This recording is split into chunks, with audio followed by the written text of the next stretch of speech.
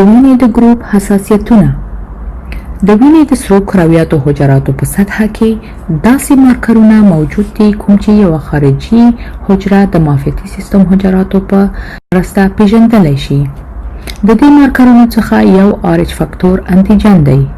یو کس چې RH فاکتور انټیجن په وجود کې ولري هغه RH مثبت دی او څوک چې RH فاکتور ونه لري هغه ته RH منفي ویل کیږي. یعنی د وینې ګروپ یې منفي یا مثبت علامه د ځان سره لري. هر د وینې ګروپ کې دا معلومیدای شي چې آیا دا انټیجن مثبت یا منفي موجود دی او کنه. د وینې ګروپونه د الفبا په وسیله مشخص شوي دي، یعنی A، B او O. هر یو مثبت یا منفي علامه هم د ځان سره لري چې دا د انټیجن د شتون یا نشتون علامه ده. که دغه مثبته RH وینه غلطۍ کې یو RH منفي شخص ته ورکړل شي نو هغه شخص معافیتي عکس العمل ښکاره کوي یا حساسیت راپاروي او تاسې به هم اوریدلی وي چې کوم شخص ته یې منفي یا غلطه وینه ورکړې وه او حالت یې ډیر خراب شو، یا همدغسې برعکس. په امیدوارۍ کې دا حالت هم پیښیدای شي کله چې یو RH منفي مور په نس کې یو RH مثبت ماشوم ولري.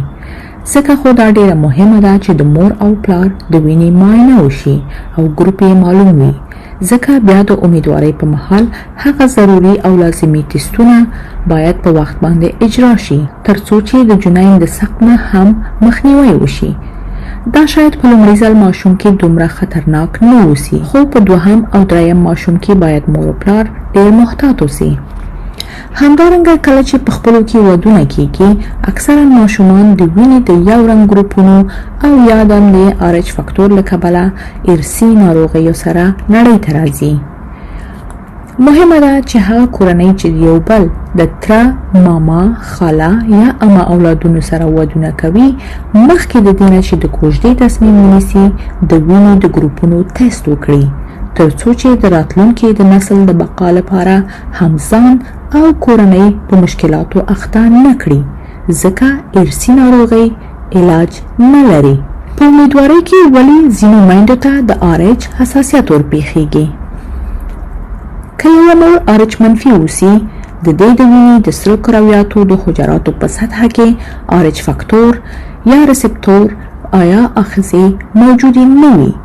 حال دا چې په RH مثبت وینه کې دا آخذې موجودې دي. که چیرته مور RH منفي اوسي او په نس کې ماشوم RH مثبت اوسي نو د ماشوم مثبته وینه د مور د منفي وینې سره حساسیت د انټي د عکس العمل په واسطه ښکاره کوي. اکثرا د ماشوم تر زیږیدو پورې دا حساسیت نه پیښیږي، خو کله کله کیدای شي چې دا حساسیت د امیدوارۍ په نیمایي کې رامنځته شي او په پخوا وختونو کې چې د دې تداوی نه کیده حتی د ماشوم یا د مور د مرګ سبب هم کیدای شو. مګر نن سبا طبابت کې دا کومه پیچلې مسله نه ده او کیدای شي چې مخنیوی وشي. څنګه د دې حساسیت مخنیوی کیږي؟ که تاسو RH منفي وینه لرئ او حساسیت لا پیل شوی نه وي نو تاسو کولای شئ چې ډاکټر ته لاړ شئ. ډاکټر تاسو ته یو ډول ایمونوګلوبولین یا پروتین درکوي چې د روګام په نامه یادېږي.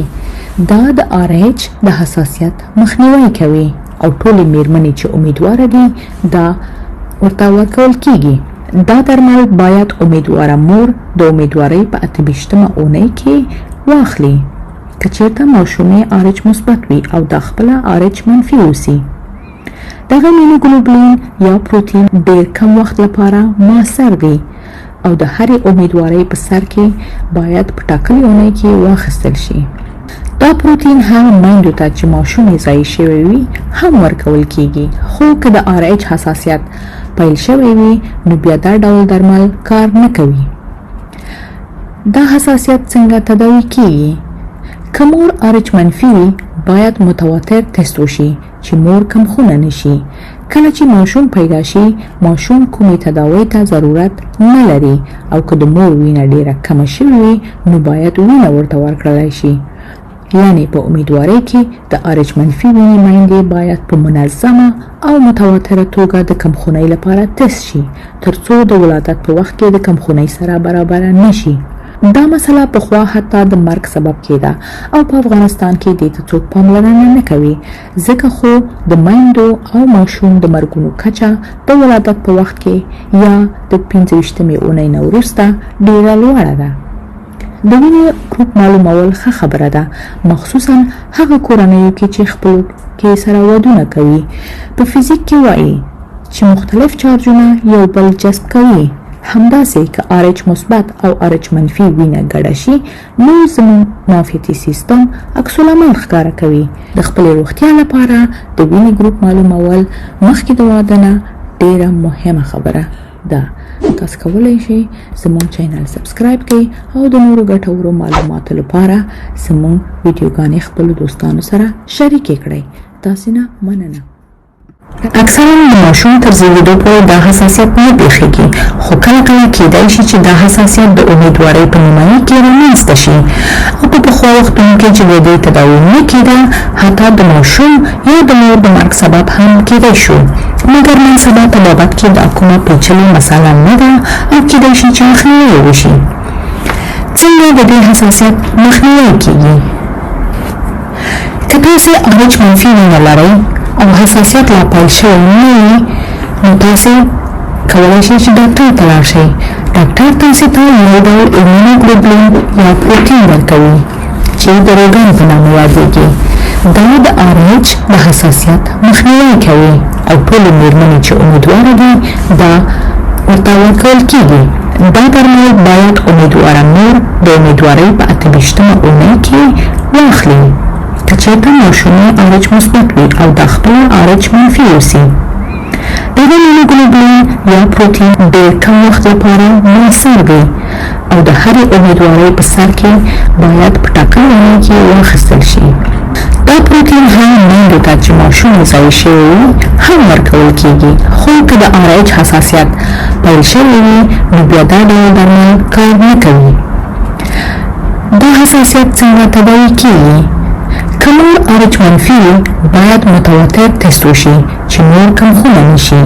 کله چې ماشوم پیدا شي ماشوم کومې تداوۍ ته ضرورت نه لري او که د مور وینه ډېره کمه شوې نو باید وینه ورته ورکړی شي.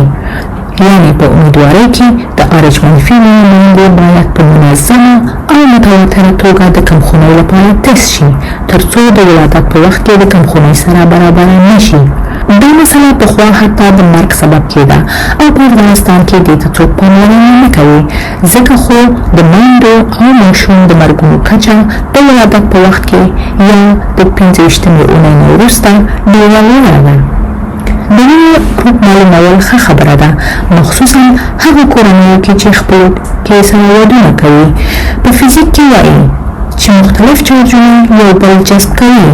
همداسې که RH مثبت او RH منفي وینه ګډه شي نو زموږ معافیتي سیستم عکس العمل ښکاره کوي. د خپلې روغتیا لپاره د وینې ګروپ معلومول مخکې د واده نه ډېره مهمه خبره ده.